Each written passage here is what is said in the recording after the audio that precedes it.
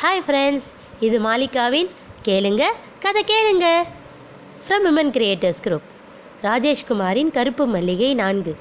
நேரம் 3:45, 3:46, 3:47 வினாடிகள் நொண்டி அடித்து கொண்டிருக்க சங்கீதா வியர்த்த உள்ளங்கையுடன் தனசேகரை பற்றி கொண்டாள். அண்ணா வெடிச்சிருமா? பயப்படாத, நாம் நிற்கிற இந்த இடத்த தரோவாக சோதனை போட்டுட்டாங்க. இங்கே குண்டு வெடிக்க வாய்ப்பே இல்லை. பாம் டிஃப்யூசர்களுக்கு எதுவும் ஆயிடாதில்ல. உயிரை பணயம் வச்சு தான் அவங்க வேலை செய்கிறாங்க. கவசோட ஹெல்மெட்னு அதிகபட்ச பாதுகாப்போட தான் அவங்க இருக்காங்க. அவன் சங்கீதாவுக்கு பதில் சொல்லி கொண்டிருக்கும் போதே குவாங் குவாங் குவாங் பாம் டிடெக்டர் எங்கோ அலறியது. ரெஸ்கியூ டீமை சேர்ந்தவர்கள் அந்த பகுதிக்கு விரைந்தனர். ஃபர்னஸ் அறைக்கு நேர் பின்புறம் இருந்த ஸ்கிராப் யார்டு அருகே பாதுகாப்பு கவசம் அணிந்து மெட்டல் டிடெக்டரோடு நின்றிருந்த அந்த நபர் வேகமாய் கையை அசைத்தார். மெட்டல் ஸ்கிராப்புகள் இறைந்து கிடந்த அந்த பகுதியில் சிக்னலின் வீரியத்தை வைத்து சர்வ ஜாக்கிரதையுடன் ஸ்கிராப் துண்டங்களை அகற்ற ஆரம்பித்தனர். உள்ளே பதுங்கி கிடந்த அந்த வஸ்து சட்டென்று பார்வைக்கு கிடைத்தது. ஒரு குவாட்ஸ் கிளாக், அதை இயக்கும் பேட்டரி, இணைக்கும் வயர்கள். முட்கள் 4 மணியை நெருங்கும் போது தீப்பொறியை உற்பத்தி செய்ய தயாராய் ஸ்பார்க் இக்னேட்டர். கனமாய் அழுத்தப்பட்ட ஆர்டிஎக்ஸ் சமாச்சாரம். அருகில் சென்றபோது கடிகாரத்தின் ஓசை மிக துல்லியமாக கேட்டது. Tick tick tick.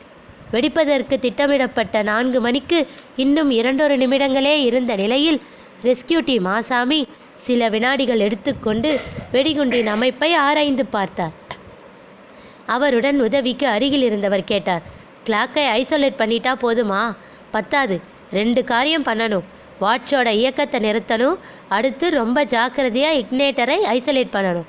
கொஞ்சம் மசஞ்சாலும் இக்னைட்டர் தீப்பொறியை உண்டு பண்ணி பாம்பை பிளாஸ்ட் பண்ணிடும். அப்படின்னா முதல்ல கிளாக்கை ஸ்டாப் பண்ண போகிறீங்களா?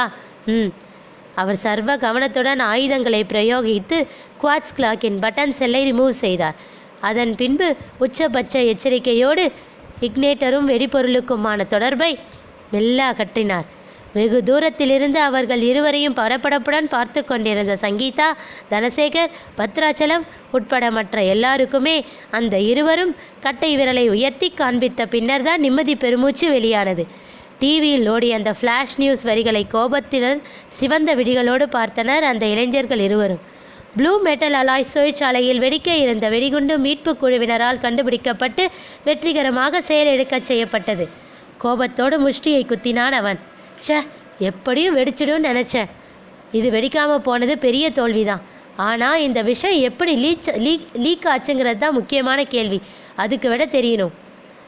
1 மணி ஆப்ரேஷன் சக்ஸஸ், 4 மணி ஆப்ரேஷன் ஃபெயிலியர், 7 மணி ஆப்ரேஷன் என்னாகும் தெரியலையே. இது அவங்களால கண்டிப்பாக தடுக்கவே முடியாது. திட்டமிட்டபடி அது நடந்தே தீரும். சேகர் பத்ராச்சலத்திடம் கேள்வி கணைகளை தொடுக்க ஆரம்பித்தான். இந்த ஸ்கிராப் யார்டில் குண்டு வைக்கிறதால குண்டு வச்சவங்களுக்கு என்ன லாபம்? யசோதா டவர்ஸை தகர்த்ததன் மூலம் அந்த பிஸ்னஸை சீர்குலைச்சாங்க. அடுத்து இங்கே குண்டு வச்சுருக்காங்க.